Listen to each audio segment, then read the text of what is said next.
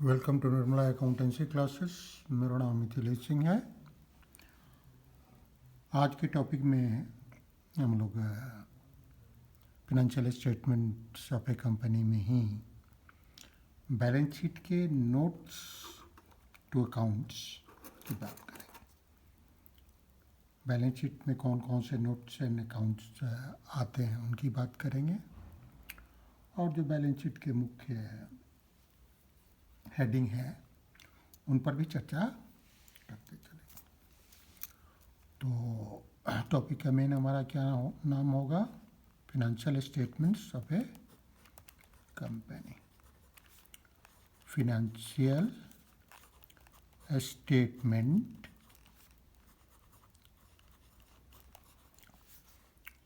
Of a company. ठीक है, और इसमें नोट्स टू अकाउंट जो है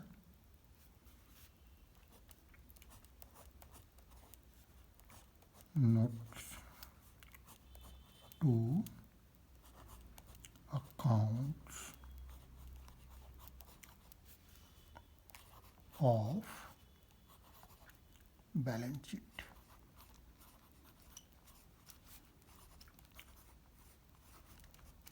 ठीक है, अब हम लोग एक एक हेडिंग की बात करते चलते हैं। सबसे पहले फाइनेंशियल बैलेंस शीट में क्या आता है, जो रोमन बिग में लिखते हैं, equity and liabilities. Equity and liabilities का क्या मतलब है, हम लोग इसको लिख लेते हैं, हालांकि नंबर इसमें नहीं देंगे। नंबर हम जैसे जैसे हम लोगों ने यहाँ दिया है उसी क्रम में देंगे, ताकि आपको समझने में सुविधा होगी और मुझे समझाने में भी सुविधा होगी।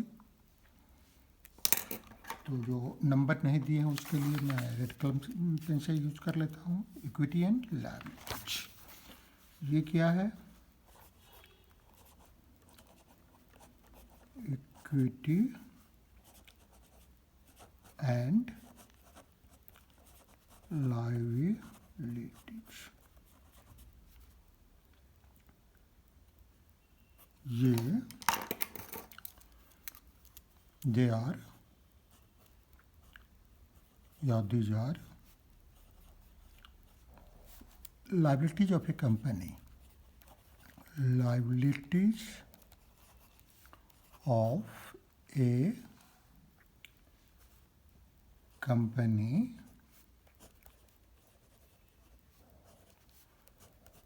towards shareholders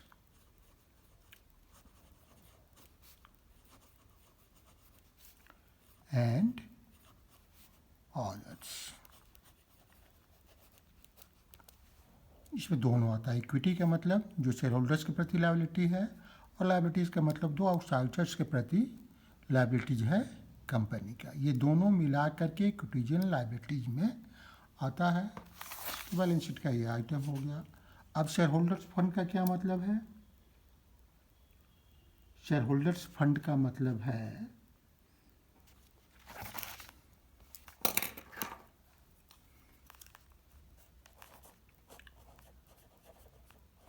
share holders fund. इसका मतलब है दीज आर, चाहे it is liability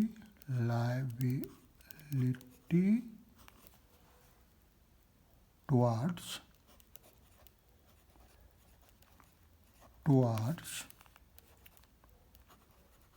share holders और ऑनर ऑफ ए कंपनी, यही शेयर होल्डर फंड होता है। अब इसमें मुख्य बिंदु जो हम नोट्स ऑफ अकाउंट में लिखेंगे वो क्या क्या है? तो सबसे तो पहला है इसमें मुख्य बिंदु तो जो नोट्स एंड अकाउंट्स हम लोगों ने दिया है उसमें पहला है, हम यहाँ से देख लेते हैं, शेयर कैपिटल। शेयर कैपिटल, ये इसके सामने हम लोगों ने शेयर कैपिटल के सामने हम लोगों ने 1 लिखा है। तो इसके अंतर्गत कौन कौन से अमाउंट आएंगे?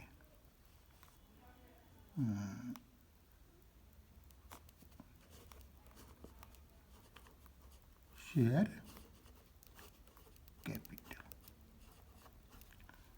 इसमें मुख्यतः दो तरह के जो शेयर कैपिटल होते हैं वे दोनों आते हैं। अब उनको प्रेजेंट कैसे किया जाता है उसके लिए अलग से हम लोग बात करेंगे। उस पर क्वेश्चन भी पूछा जाता है बार बार, 3 नंबर के छोटे क्वेश्चन होते हैं, शॉर्ट क्वेश्चन होते हैं कि शेयर कैपिटल को कैसे बैलेंस शीट में प्रेजेंट किया जाता है। तो उसकी चर्चा हम लोग आगे करेंगे। अभी हम लोग सिर्फ क्या क्या चर्चा करते हैं एक एक नोट्स ऑफ अकाउंट्स में बनाने के वक्त, तो उसकी चर्चा कर रहे हैं। तो शेयर कैपिटल है, तो इसमें हम क्या क्या लेते हैं? इसमें हम लोग लेंगे इक्विटी शेयर कैपिटल,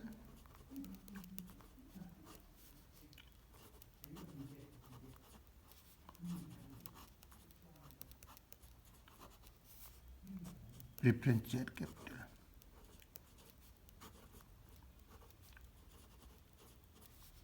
अब इक्विटी शेयर कैपिटल क्या है आप जानते हैं, प्रेफरेंस शेयर कैपिटल है आप जानते हैं। इशू ऑफ शेयर्स में आपने पढ़ा है। तो ये 2 तरह के शेयर लेते हैं। अब कैसे प्रेजेंट करते हैं, नंबर लिखते हैं और बहुत सारी चीज़ें हैं, तो उनको हम लोग बाद में बात करेंगे। उस पर एक क्वेश्चन आता है। अब हम लोग सेकेंड, जो हमारा नोट्स एंड अकाउंट्स है, रिजर्व एंड सरप्लस, इसमें क्या क्या आइटम आता है? रिजर्व एंड सरप्लस है कि शेयर कैपिटल है क्या, तो आप जानते हैं already.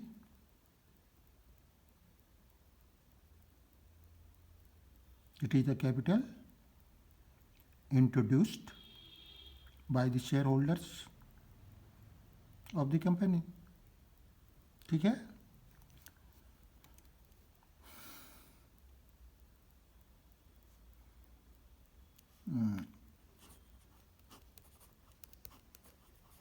Capital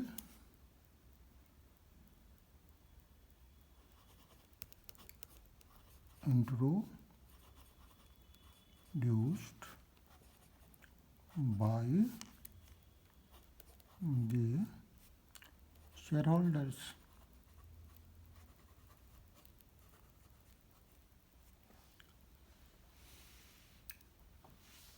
Here contributed by the shareholders.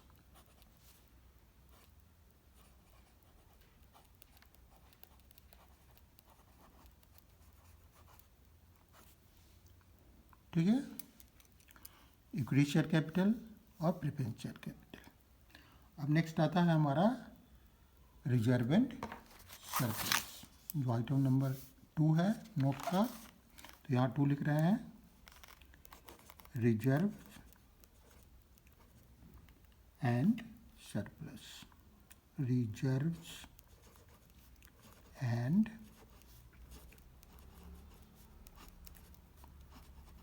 Surplus.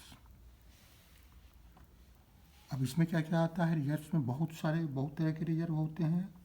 कौन कौन से मुख्य रूप से रिजर्व्स हमारे आए ये हम जानते हैं। इसमें मुख्य रूप से रिजर्व है हमारा general reserve,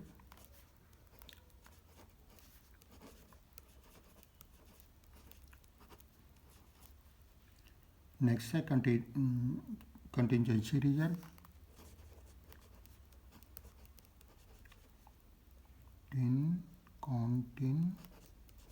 contingency reserve,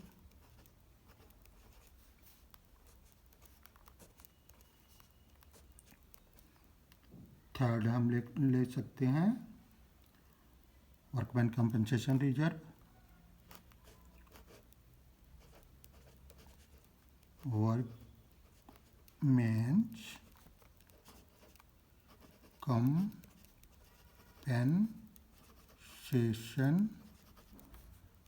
reserve,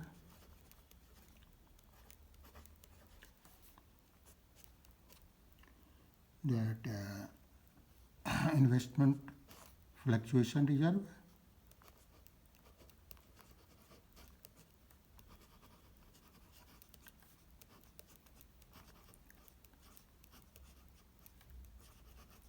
जितना भी रिजर्व है,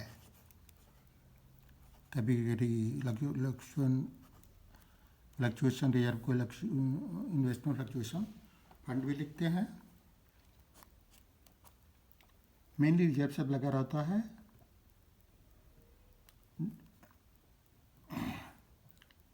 capital reserve,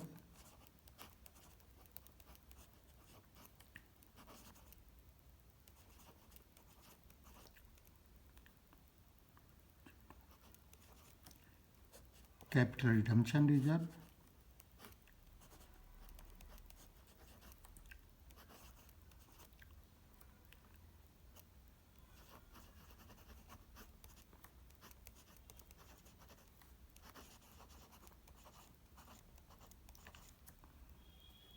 debenture redemption reserve,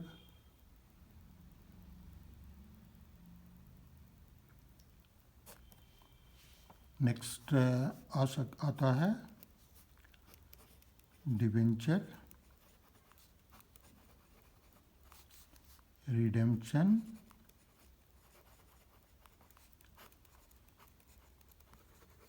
reserve,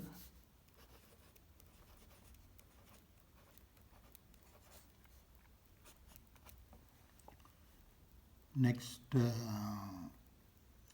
आता है रिवैल्यूएशन रिजर्व,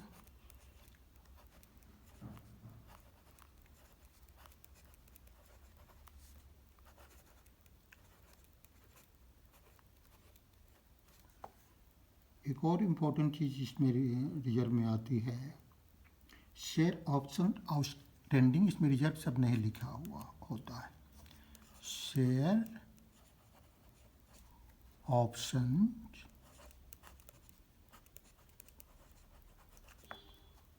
आउटस्टैंडिंग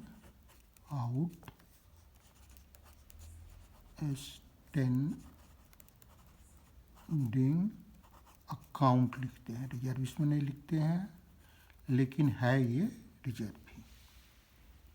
ठीक है, अब रिजर्व में भी हम लोग यहाँ पहले रिजर्व की बात कर लेते हैं। ये रिजर्व्स में आए,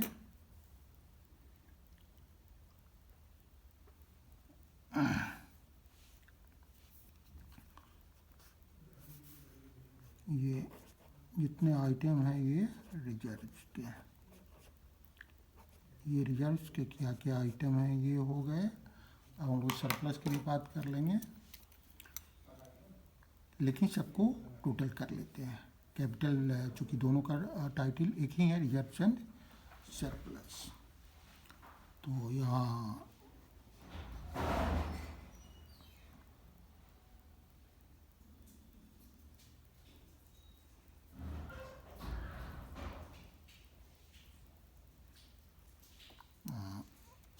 फ्री रिजर्व भी आता है, मतलब रिजर्व शब्द इसमें लिखा हुआ है। ये सारे के सारे आइटम इसमें आते हैं। अब हम लोग आ जाते हैं कि सरप्लस में, इसमें रिजर्व एंड सरप्लस दोनों है, तो सरप्लस में क्या क्या आता है।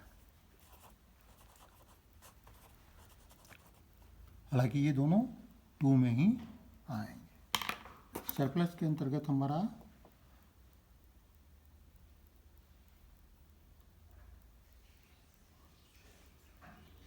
Balancing statement of profit and loss,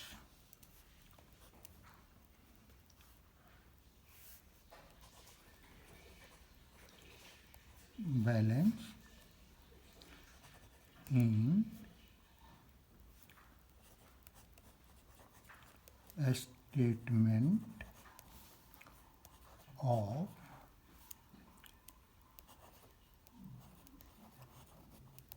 profit and loss, दोनों तरह के, डेबिट और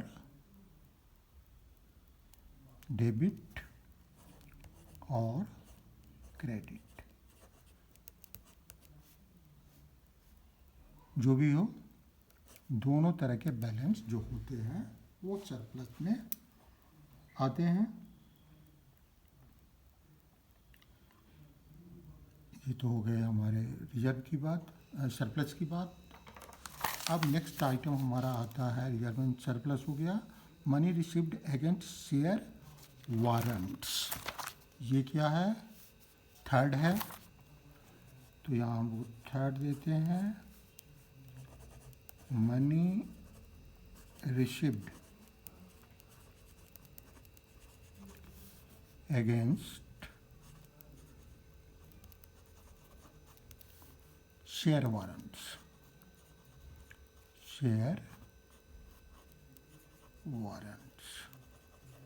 ये क्या है?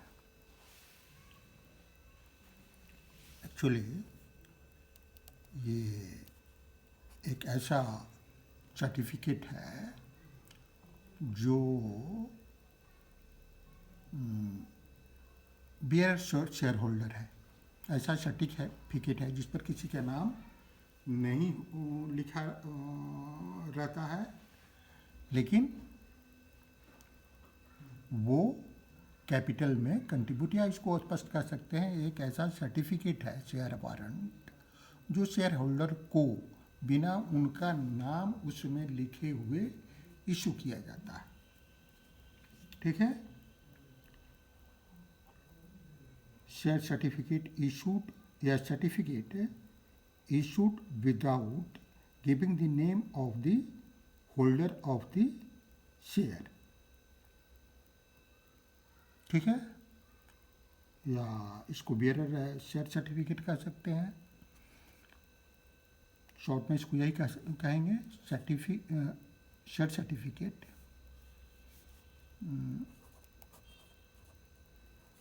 शेयर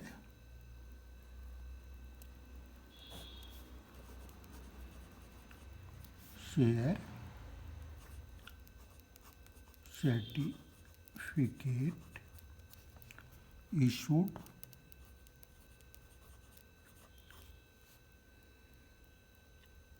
विदाउट, शॉर्ट ये नक्सल में समझाने के लिए मैं आपको बता रहा हूँ, इसका AS20 में भी वर्णन है और कंपनी में भी, एक्ट में भी इसका विस्तृत डेफिनेशन दिया हुआ है, लेकिन आपकी समझने के लिए इतना पर्याप्त है कि money received against share warrant में क्या और शेयर कैपिटल में क्या फ़र्क है, इसको अलग से क्यों दिखाया जाता है, आखिर शेयर कैपिटल में इसको क्यों नहीं दिखाया जाता है। जो हम लोगों ने अभी बात की शेयर कैपिटल की, यहाँ शेयर कैपिटल की, तो इसमें इक्विटी शेयर कैपिटल में या प्रेफरेंस शेयर कैपिटल में क्यों नहीं दिखाया जाता है, किसी में क्यों नहीं दिखाया जाता है? इसलिए कि इसका नेचर थोड़ा डिफरेंट है।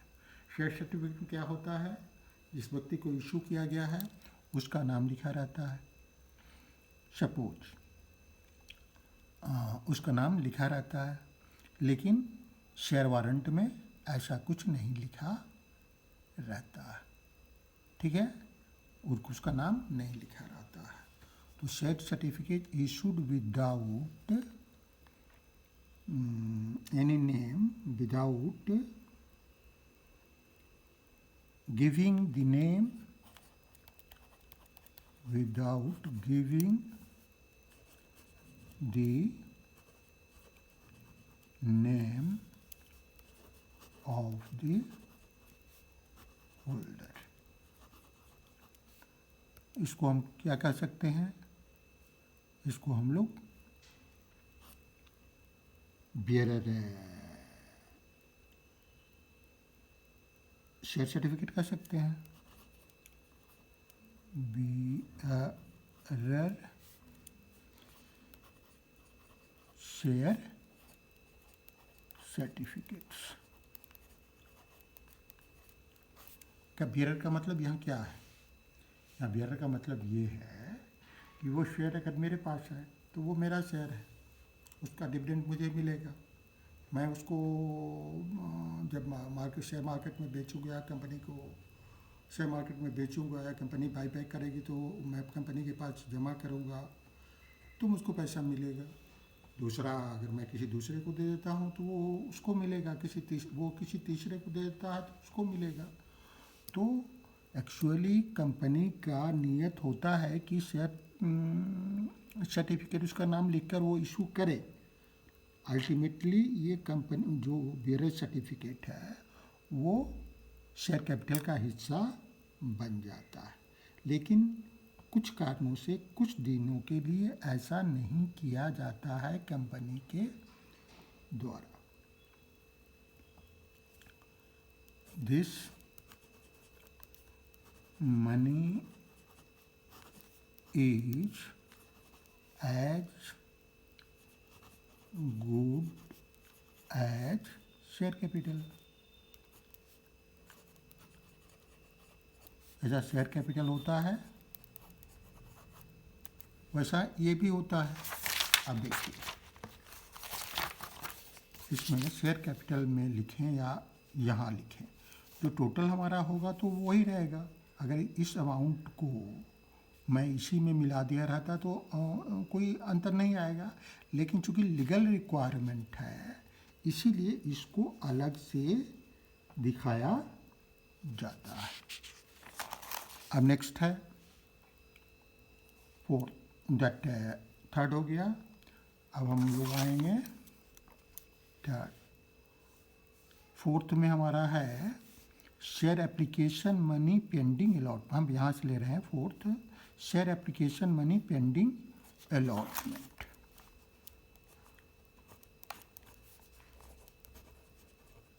शेयर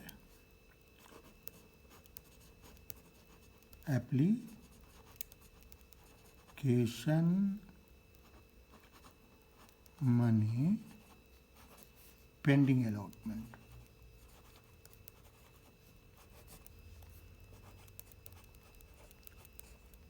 अलॉटमेंट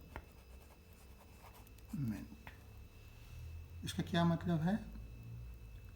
एप्लीकेशन मनी तो हमको मिल गया है, लेकिन अलॉटमेंट अभी तक हम लोगों ने नहीं किया है।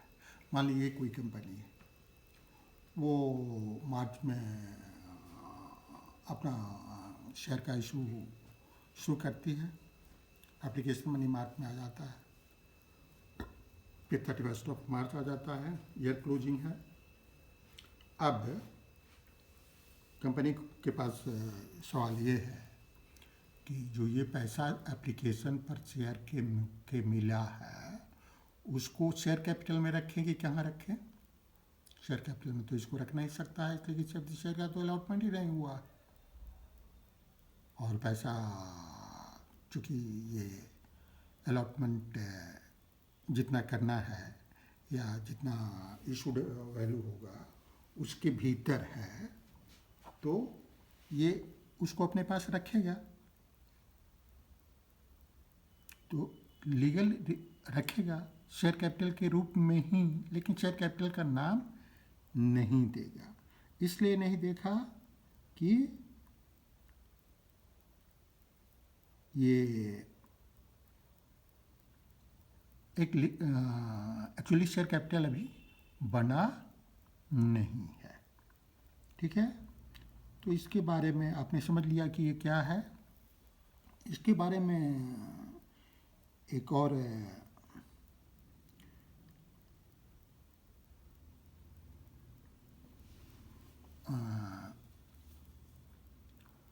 चूँकि लीगल फॉर्मेलिटी है कि इसको उसके साथ नहीं लिखाया जा सकता, तो इसको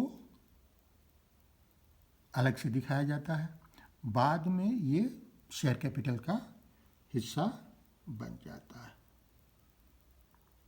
ठीक है, ये सेल्फ एक्सप्लेनेटरी है। Share application money pending allotment, जिसका अलॉटमेंट अभी तक नहीं हुआ है। ठीक है, अगर एप्लीकेशन का मनी इतना है तो ये तो अलॉटमेंट के समय हम लोग डिसाइड करेंगे। ठीक है, तो एप्लीकेशन मनी जो हमारा कितना चाहिए या हमको कितना रखना है उसके बाद रिफ़ंड करने वाली बात आती है जब अलॉटमेंट हम कर लेते हैं तब। तो जो भी शेयर एप्लीकेशन मनी हमको जिस पर अलॉटमेंट अभी नहीं हुआ है तो वो उसको इस हेड के अंतर्गत, इस नोट्स के अंतर्गत नोट के अंतर्गत हम लोग इसको दिखाते हैं। आफ्टर सम टाइम इसके बारे में लिख सकते हैं, इट becomes share capital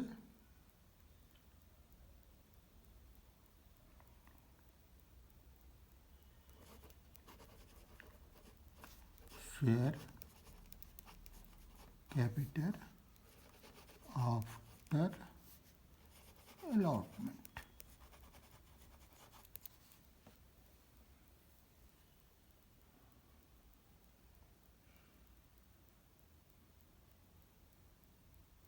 ठीक है, it becomes share capital after allotment। Allotment पर ये शेयर कैपिटल बन जाता है।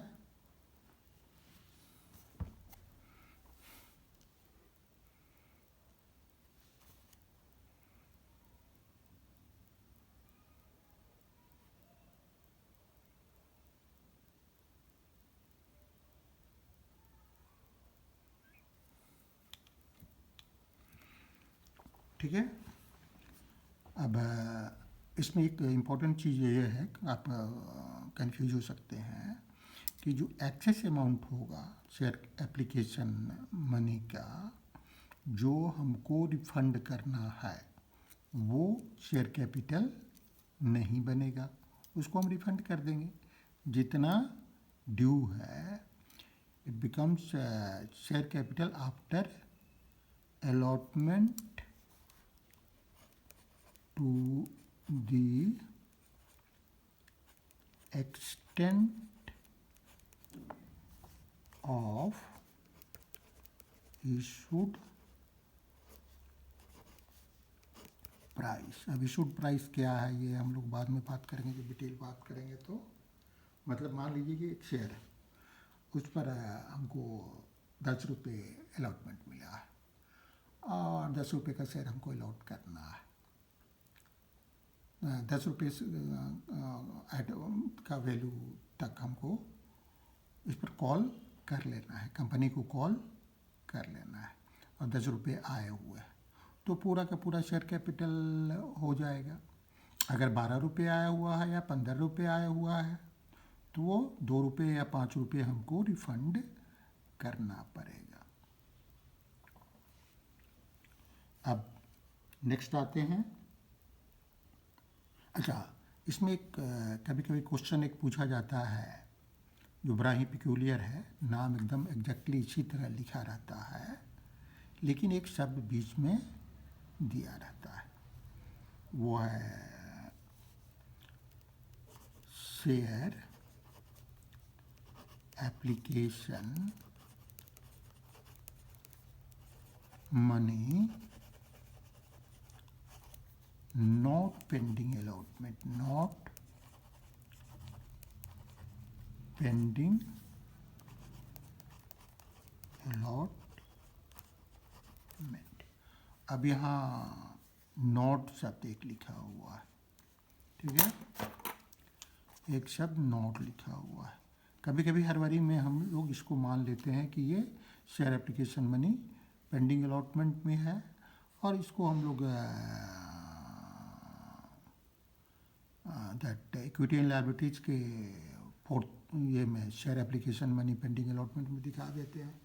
लेकिन एक्चुअली क्या है, ये हमारा वो पैसा है जो पेंडिंग अलॉटमेंट का नहीं है, वो एक्सेस है। तो वो किस में आता है, ये अदर करेंट लायबिलिटी में आता है। किसमें आता है? Other current liability. Other current liabilities, अगर ये वर्डिंग लिखा हो तब। अब नेक्स्ट हम लोग आते हैं फिफ्थ में। फिफ्थ हमारा क्या है? नॉन करंट लायबिलिटीज में ये लॉन्ग टर्म बोरोइंग। पहले तो नॉन करंट लायबिलिटीज की हम लोग बात कर लें। तो नॉन करंट लायबिलिटीज क्या है? Non current liabilities,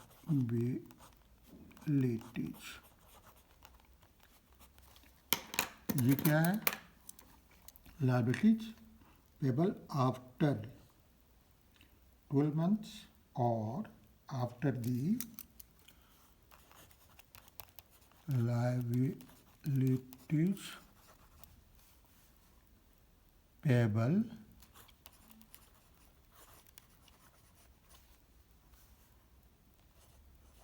after 12 months और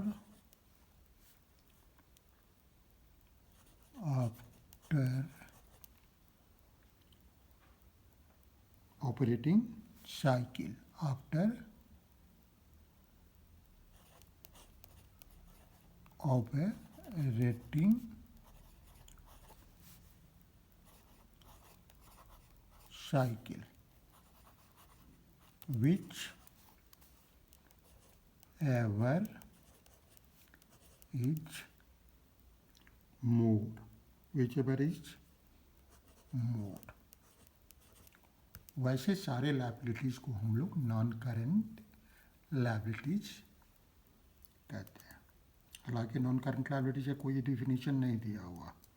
नॉन करंट लायबिलिटी का डिफिनीशन कंपनी एक्ट में दिया हुआ कि नॉन करंट लायबिलिटी या दो liability which are not current liability, ठीक है। लेकिन करंट लायबिलिटी है क्या है, इसका डिफिनीशन दिया हुआ है। उसमें क्या क्या आता है? जिसको 12 मंथ्स में कैश में कन्वर्ट किया जा सकता है, वैसा जो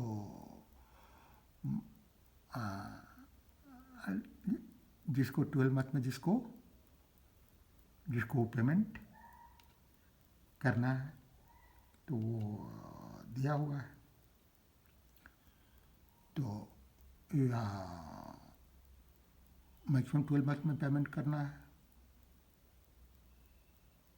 लेकिन नॉन करंट लायबिलिटी हमारा वो होगा जिसको 12 मंथ में तो से अधिक में पेमेंट करना है, या अगर उसका उस लायबिलिटीज का ऑपरेटिंग साइकिल जो है वो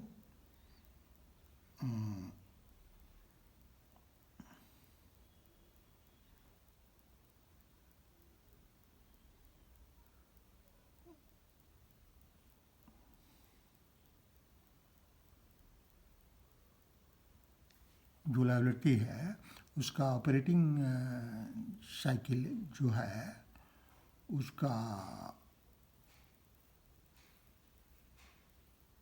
12 मंथ से अगर ज़्यादा का पीरियड है, 15 महीने है, 16 महीने है, 18 महीने है, तो वो उसका टाइमिंग हो जाएगा। 12 मंथ से नहीं होगा। ऐसी स्थिति में 12 मंथ नहीं होगा, बल्कि वो साइकिल उसका हो जाएगा।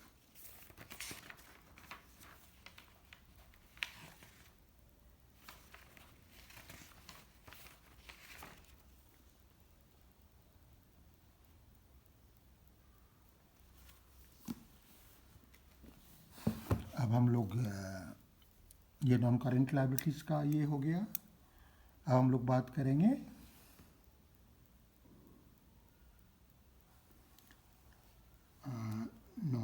करेंट लायबिलिटीज में क्या आएगा? नॉन करेंट लायबिलिटीज में लॉन्ग टर्म बोरोइंग्स फिफ्थ में आएगा लॉन्ग टर्म बोरोइंग्स। ऐसा बोरोइंग जो 12 मंथ के बाद जिसका पेमेंट किया जाना है। इसमें क्या क्या आता है? लंबे समय के लिए जिसकी के बाद जिसको पेमेंट करना है। इसमें आता है मुख्य रूप से debentures, bonds, term loan from bank और अदर पार्टी। इसमें आता है डिबेंचर्स, बॉन्ड्स,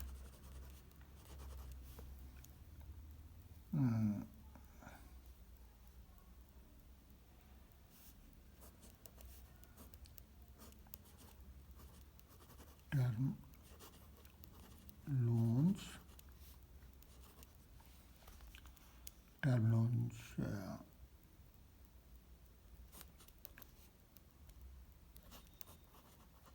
फ्रॉम बैंक से लिए हैं तब, या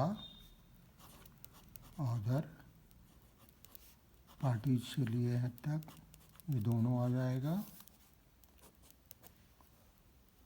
इसके बाद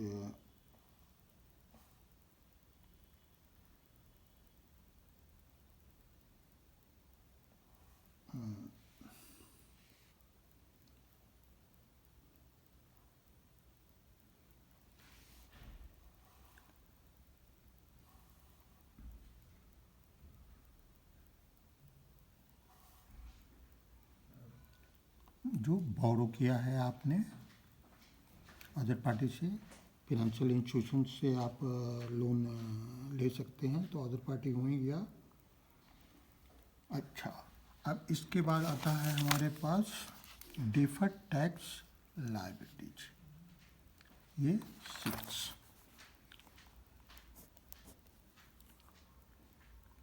लॉन्ग टर्म बोरोइंग्स में डिपॉजिट्स भी आ सकता है।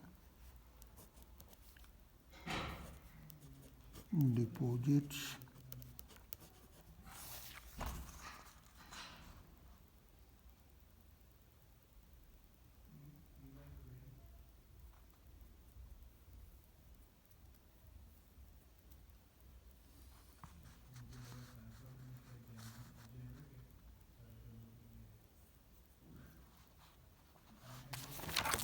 ये जो लॉन्ग टर्म का हो। अब हम लोग 6th में आते हैं, deferred tax liabilities. Deferred tax liabilities.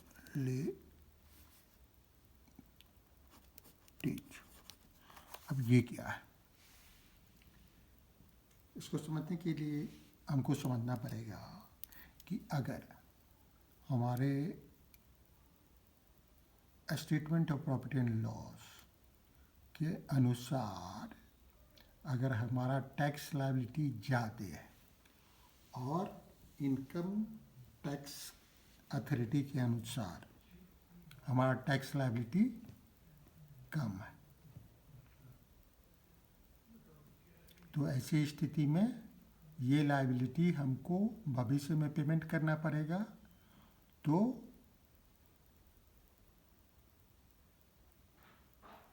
ये हमारे लिए एक डिफर्ड टैक्स लायबिलिटी हो जाएगा, है ना।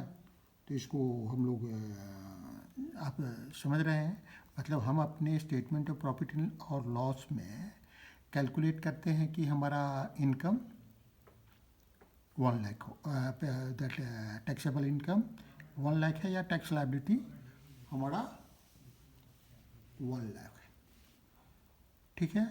और इनकम टैक्स अथॉरिटी कैलकुलेट करता है कि नहीं, आपका टैक्स लायबिलिटी 80,000 है।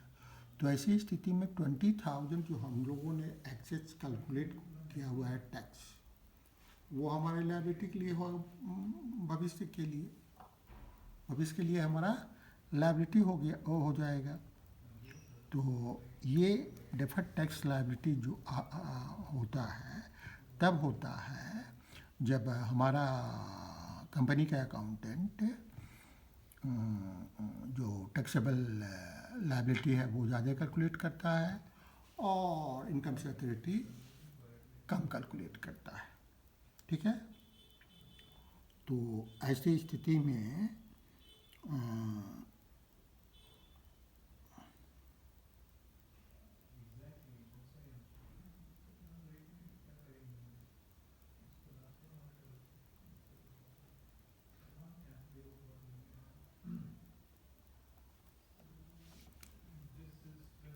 ऐसी स्थिति में हमारी इसी को हम लोग डेफर्ड टैक्स लायबिलिटी कहते हैं। ये कई कारणों से होता है।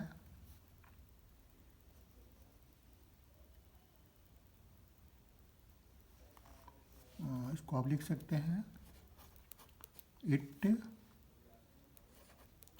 arises when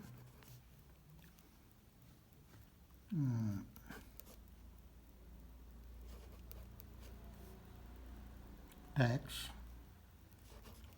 liability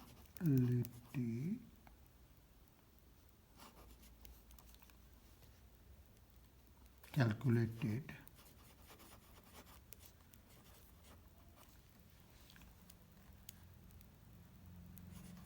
as per statement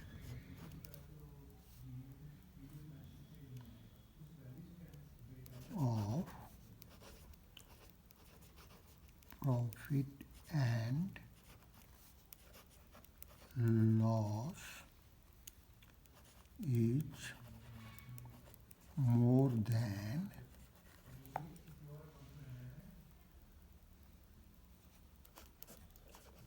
tax liability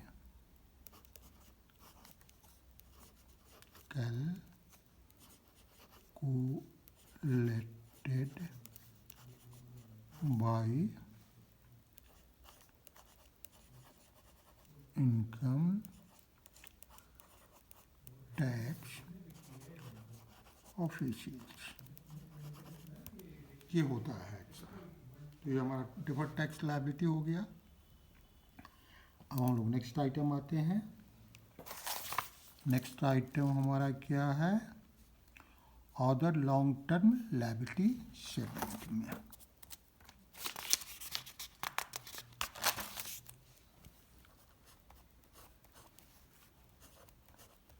other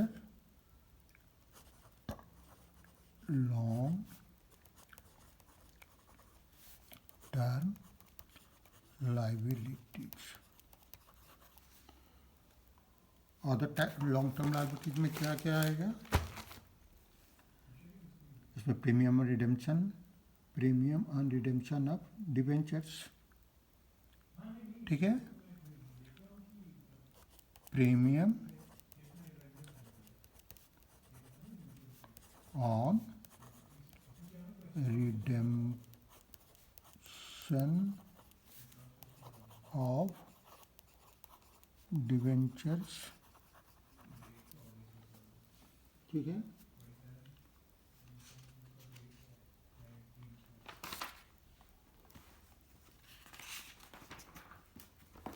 और क्या आएगा,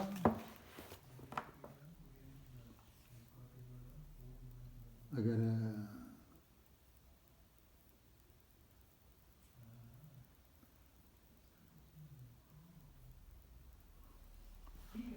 और कोई अगर लंबे अवधि की लायबिलिटी कोई है, जैसे अगर ट्रेड पेबल भी अगर लंबी अवधि का है तो इसमें आ सकता है।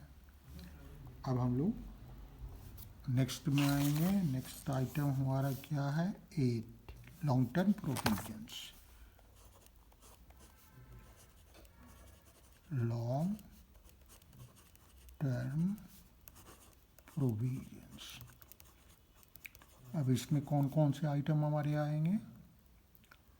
बहुत कम होता है लेकिन कुछ होते हैं। लॉन्ग टर्म प्रोविजन में हमारे आएंगे provision for employees benefit,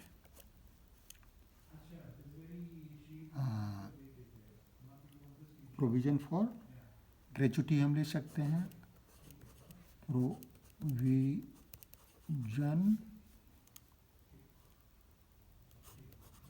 for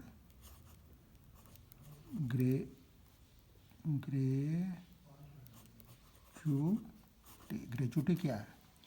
gratuity वो अमाउंट है जो किसी एम्प्लॉय को उसके रिटायरमेंट के समय एक खास कैलकुलेशन के माध्यम से, जो इसका नियम होता है जितना दिन उसने सर्विस किया है उसके हिसाब से उसके लास्ट जो पीरियड है उसके लिए 15 मंथ पर ईयर के हिसाब से, या एक नियम होता है सरकार का, टाइम टू टाइम बदलते रहता है, उसके हिसाब से कैलकुलेट करके उसको पेमेंट किया जाता है। तो ये चूँकि ऐसी लायबिलिटी है जो कई सालों के बाद देना है, या अदर कोई लॉन्ग टर्म प्रोविजन आ सकता है, अदर लॉन्ग टर्म प्रोविजंस। कोई ऐसा प्रोविज़न होना चाहिए जो लॉन्ग टर्म का हो, लेकिन हमको नाम लिखना जरूरी है। अब इसके बाद नेक्स्ट हमारा आता है लॉन्ग टर्म प्रोविजंस हो गया करंट लायबिलिटीज। करंट लायबिलिटीज क्या है ये हम जानते हैं। करंट लायबिलिटीज क्या है? Current liabilities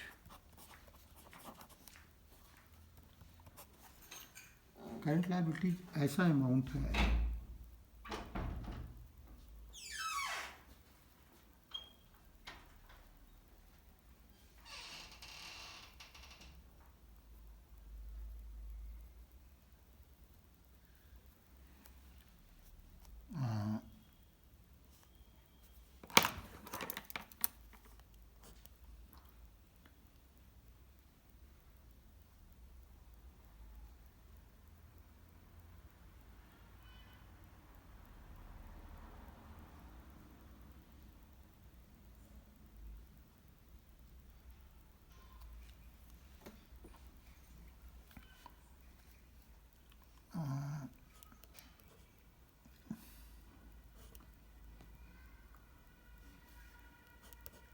it is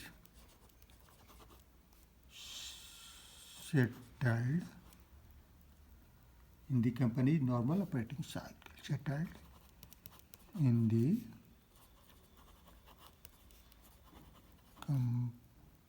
company's normal operating cycle. Long term liability में भी मैंने बात की थी, ये ऑपरेटिंग साइकिल, ठीक है। दूसरा it is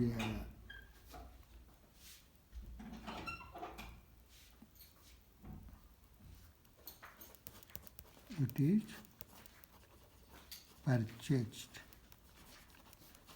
for sale or consumption.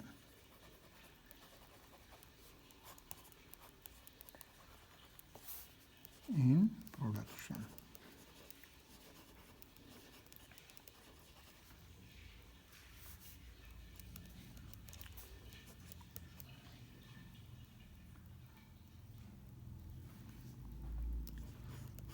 It is settled within 12 months.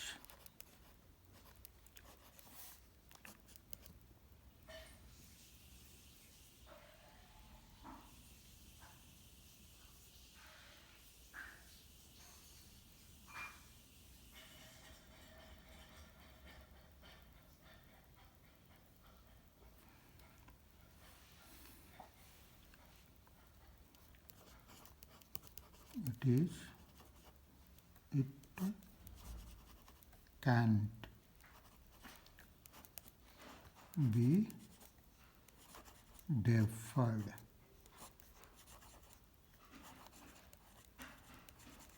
after 12 months. After 12 deferred after 12 months. ये हमारा हुआ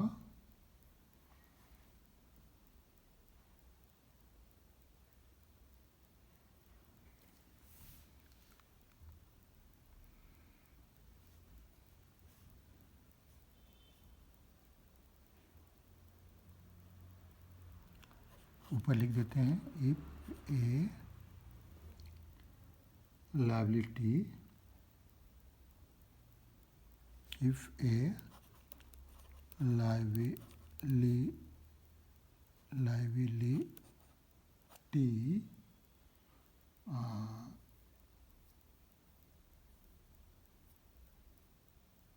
satisfy any of below.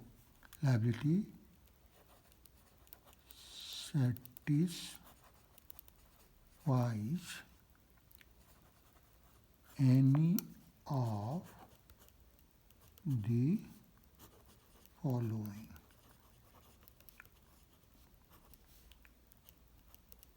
It is current liability. Current liability. ठीक है, ये चारों में से कोई भी अगर कंडीशन कोई लायबिलिटी सेटिस्फाई करता है तो करंट लायबिलिटी है।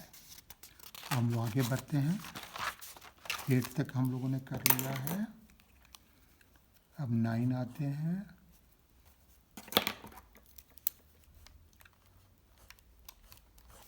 नाइन में हमारा क्या है?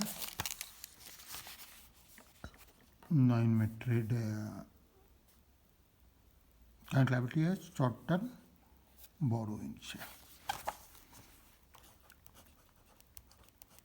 शॉर्ट टर्म बोरोइंग्स, ऐसा लोन लिया है हमने, कैसे बोरो किया है, जिसका पेमेंट 12 मंथ्स के भीतर करना है, या ऊपर के चारों जो कंडीशन है उसमें जिसका रिपेमेंट करना है।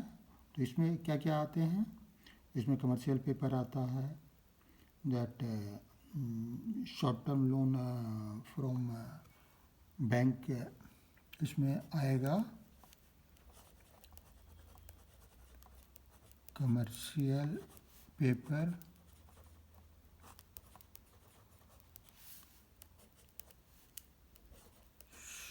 Short term loan from bank, others, दूसरे किसी से भी लिया हुआ है तब भी इसके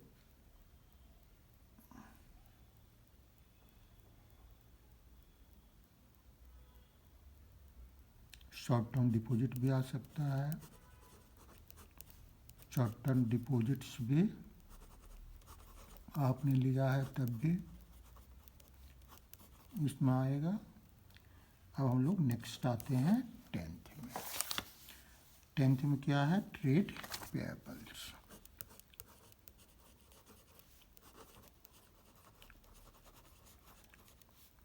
इसमें क्या क्या आता है? ट्रेड पेएबल्स में दैट क्रेडिटर्स और दूसरा बिल्स पेएबल, जो पहले हम लोगों ने पढ़ा है। अब 11th में आते हैं हम लोग। other short-term liabilities.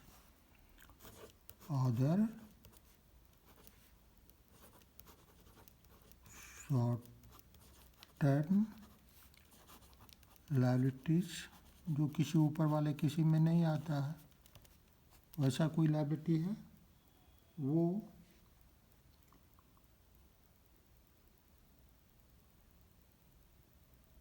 Other short term की करंट अदर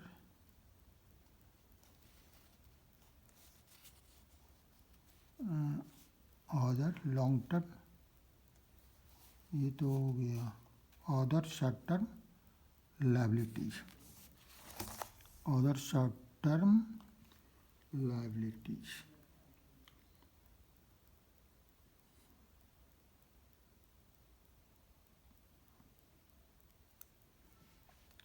अच्छा, अभी हम लोगों ने बात की थी यहाँ, ये आ जाएगा इसमें अदर शॉर्ट टर्म लायबिलिटी में,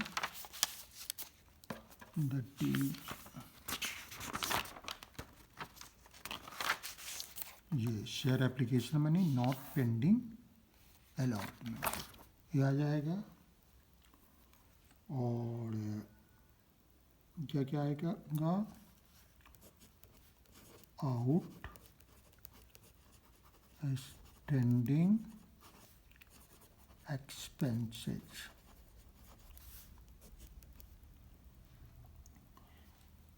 इनकम रिसीव्ड इन एडवांस, या जिसको अनअर्न्ड इनकम कहते हैं।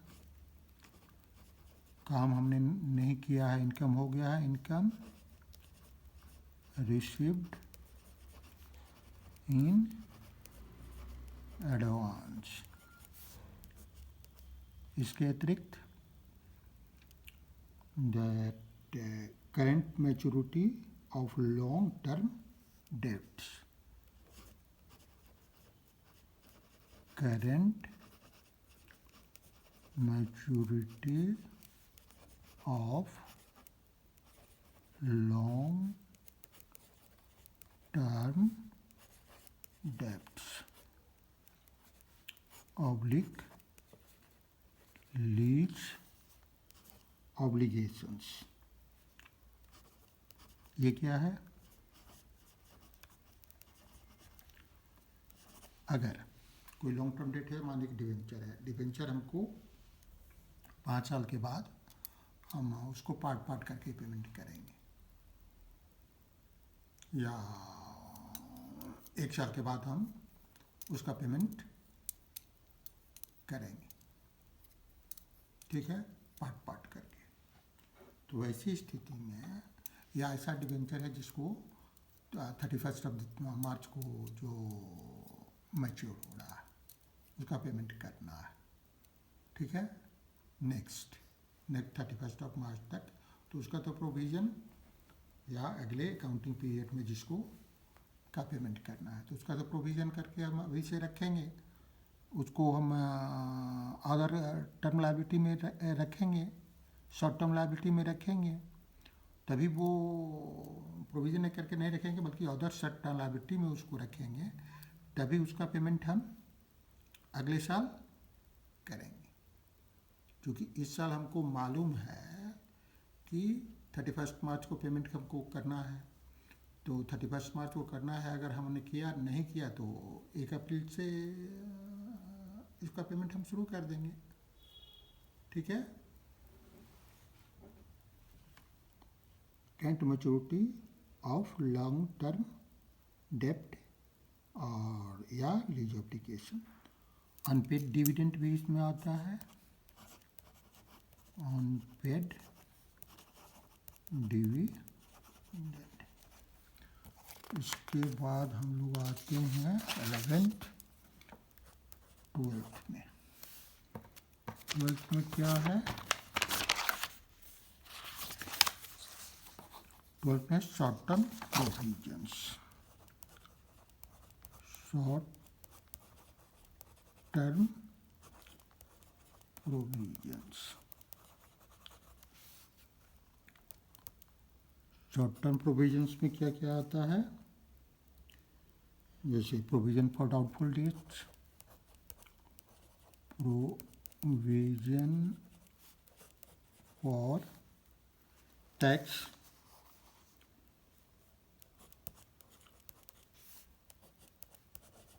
Provision for doubtful debts.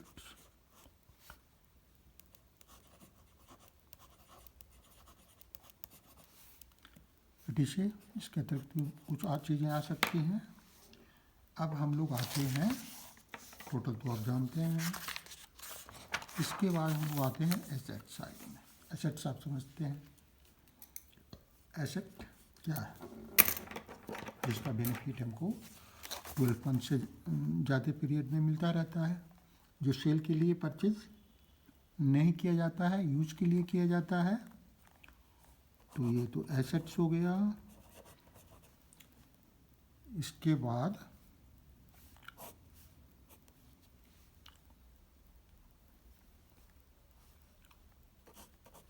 For long for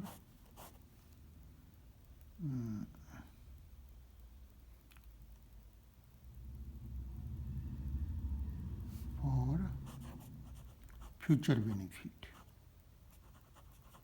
future benefit. Long और शॉर्ट कुछ भी हो सकता है। करंट एसेट है तो उसे जल्दी बेनिफिट हो जाएगा, लॉन्ग और शॉर्ट टर्म।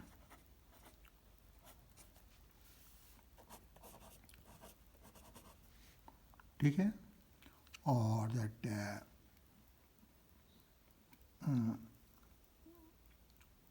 अगर लॉन्ग टर्म या दैट फिक्स एसेट है तो उसे लॉन्ग टर्म बेनिफिट होगा। ये जो अगर करंट एसेट्स है तो वो बेचने के लिए खरीदा जाता है, फिक्स एसेट है तो बेचने के लिए नहीं खरीदा जाता है। तो एसेट का तो मतलब आपने समझ लिया। अब उसमें भी एसेट्स में आता है non current asset. Non current asset क्या है, जो बेचने के लिए नहीं खरीदा जाता है। नॉन करंट एसेट्स, जो करंट एसेट्स नहीं है, मतलब जो बेचने के लिए नहीं खरीदा जाता है, यूज़ के लिए खरीदा जाता है और लंबे समय तक बेनिफिट ऑर्गेनाइजेशन को देता रहता है। अब उसमें हमारा आता है फिक्स एसेट। फिक्स एसेट क्या है, जो नॉन करंट एसेट का मतलब क्या होता है, जो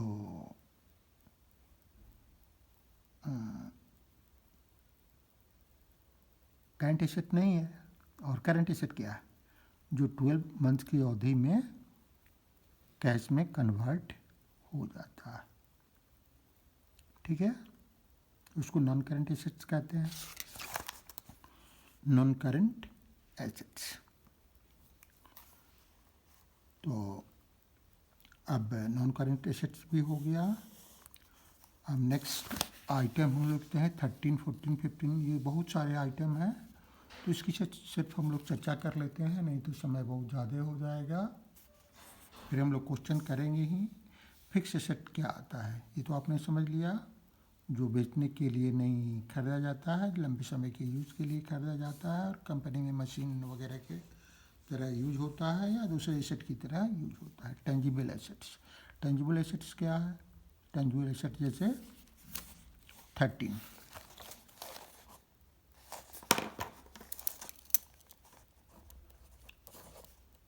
टेंजिबल एसेट जैसे जिसको टेंजिबल एसेट्स, जिसको आप देख सकते हैं, छू सकते हैं, प्लांट,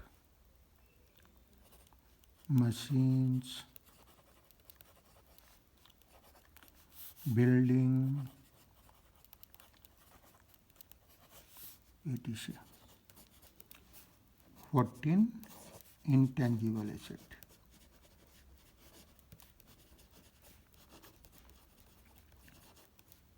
जिसको हम देख नहीं सकते हैं, छू नहीं सकते हैं।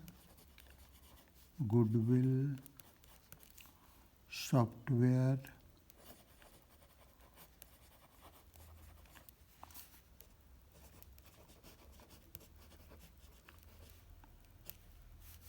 Formula,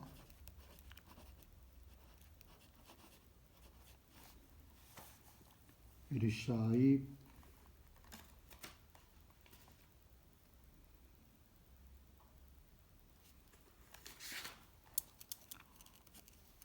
trademark,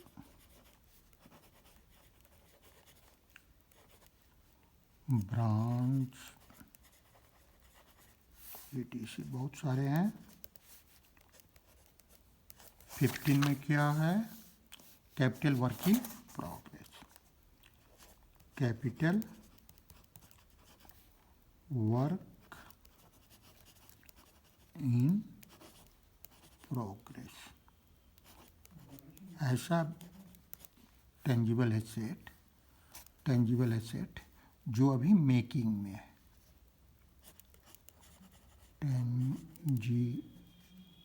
tangible assets in making. Example के लिए uncompleted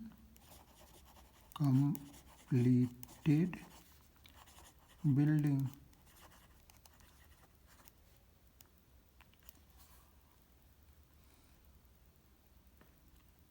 uninstalled plant and machinery. ये हमारा कैपिटल वर्क इन प्रोग्रेस हो गया। नेक्स्ट हमारा है टेंजिबल एसेट्स अंडर डेवलपमेंट। ये हमारा हुआ 16 tangible assets under development.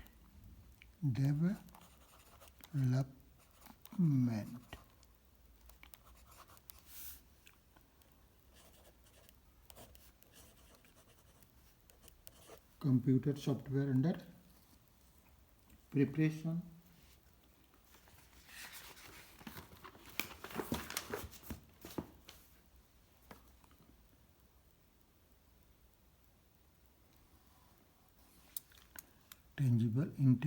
Tangible assets under development. intangible assets under development. Tangible assets of plant is a computer software under process। Under development ही लिखे, development.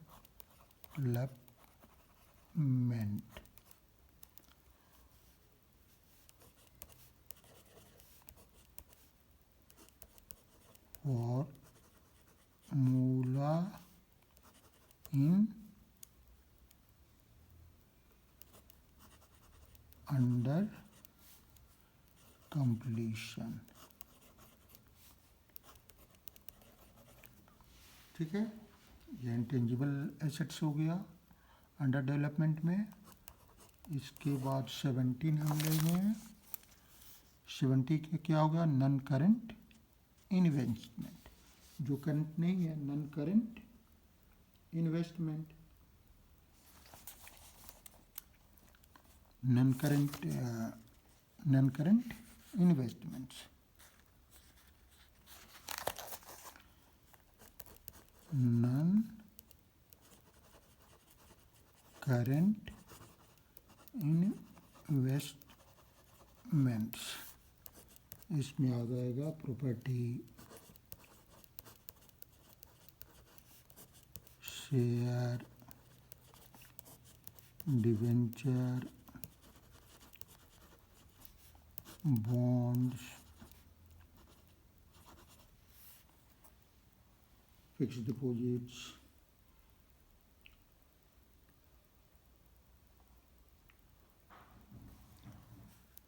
mutual fund, etc. 18 non-current deferred tax assets, deferred tax assets,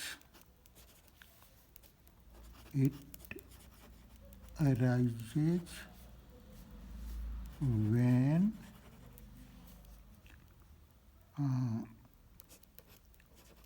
tax liability is less as per a statement of PL of P and L.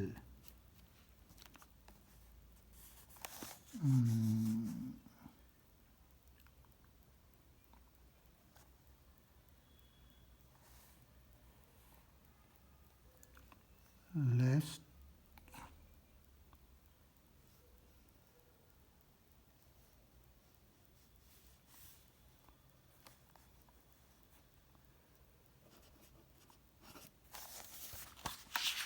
जो हम लोगों ने पहले tax liabilities की बात की थी, वो हम लोगों ने क्या किया था? Deferred tax liability arises when tax liability calculated as per statement of loss is more than tax liability calculated by income tax, तो it is less as per statement of PL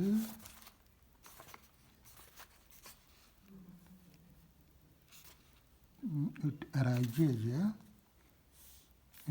when tax liability is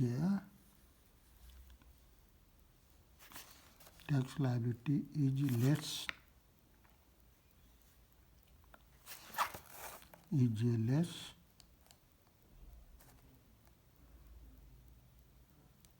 as per statement of PL then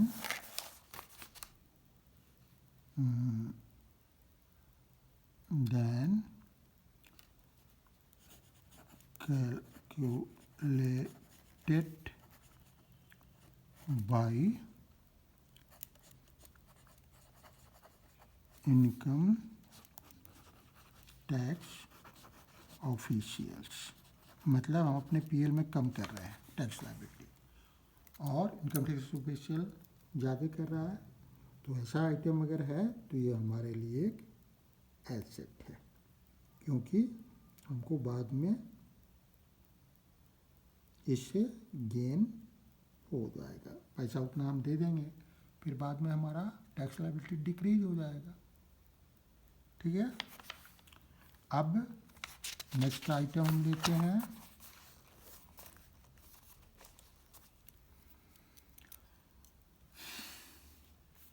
that is long term loans and advances, जो 19 आ जाएगा।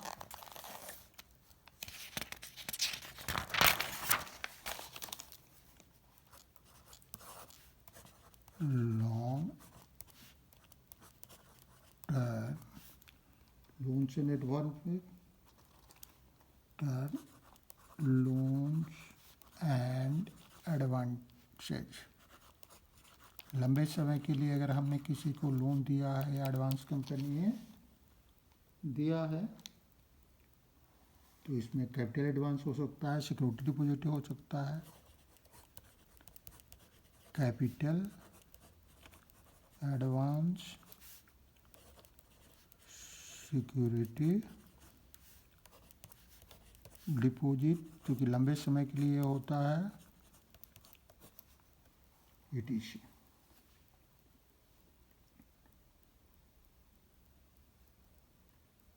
उसके बाद other non current 19, उसके बाद other non current assets,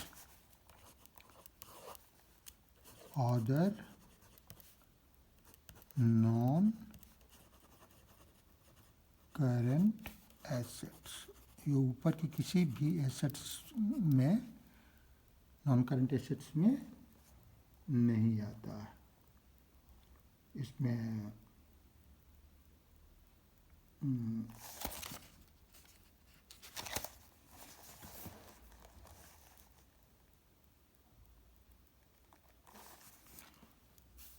fixes assets आता है, fixes assets जैसे advertisement suspense account का बैलेंस जो है, या डिफर्ड एक्सपेंडिचर है कोई, तो वो आता है। जो राइट ऑफ करने वाला है, जैसे डिस्काउंट वगैरह है, ये सारे जिसको एसेट मान लिया गया है वो सब इसमें आते हैं। उसके बाद 21 करंट एसेट है। करंट एसेट आप जानते हैं क्या है,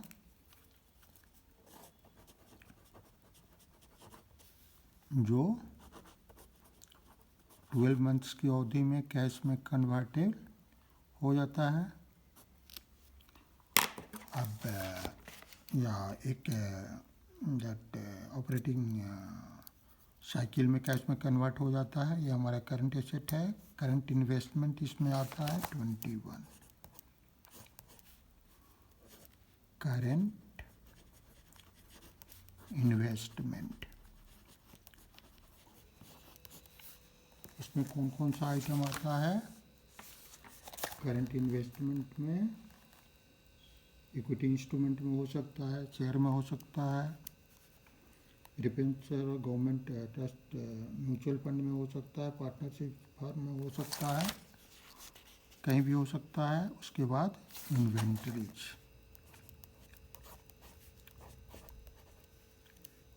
बैंक में डिपॉजिट हो सकता है,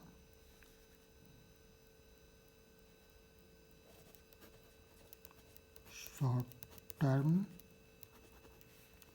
deposits,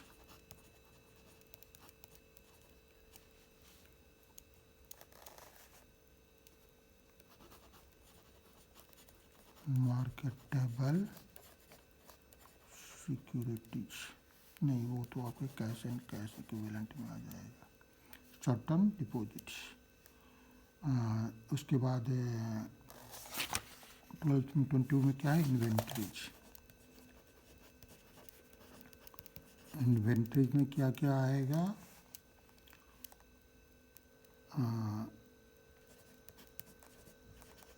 stock of finished goods, stock of finished goods,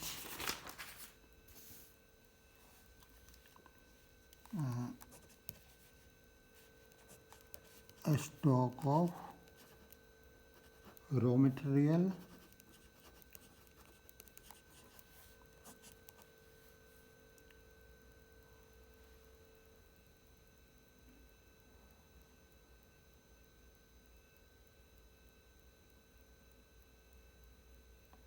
finished goods, stock in trade,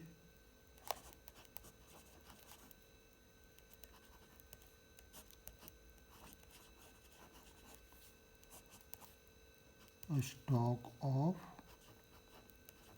work in progress, etc. ये आता है। उसके बाद 23 ट्रेड रिसीवेबल्स,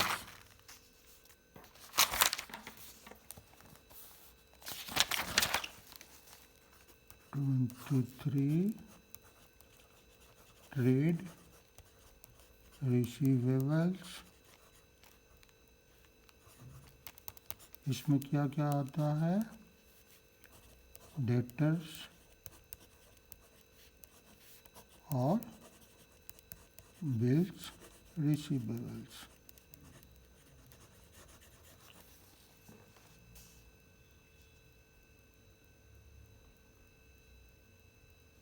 उसके बाद आता है 24 cash and cash equivalents.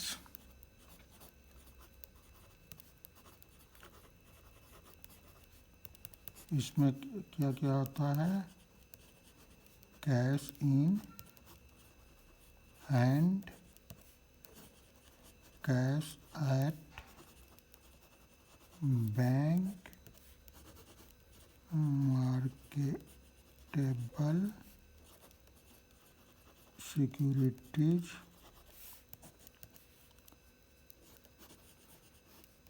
Checks, drafts in hand ETC। Next आता है 25 short term loans and advantage. Short term loans and advances, salary advance,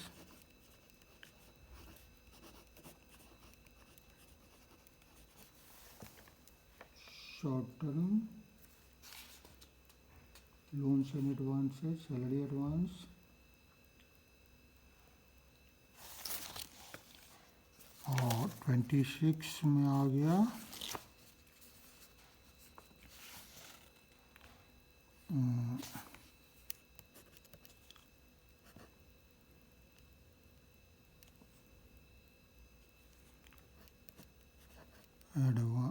चलिए एडवांस चलें। 26 में आ गया अदर करेंट एसेट्स। अदर ऊपर वाले किसी करेंट एसेट में जो नहीं आया है, तो उसमें भी वही कुछ आइटम आए हैं अदर करेंट एसेट में। नॉट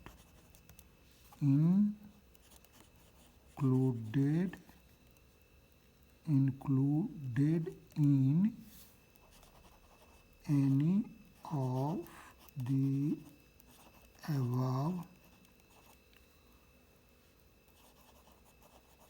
current assets items, वो इसमें आ जाता है। तो इस तरह हम लोग यहाँ टोटल लिखना चाहिए, छूट गया है, ठीक है। इस तरह बैलेंस शीट के नोट्स एंड अकाउंट्स के आइटम होते हैं जो बैलेंस शीट जब बनाते हैं उनको इंक्लूड करना होता है। मुझे उम्मीद है कि आप अच्छी तरह समझे होंगे। Thank you, see you.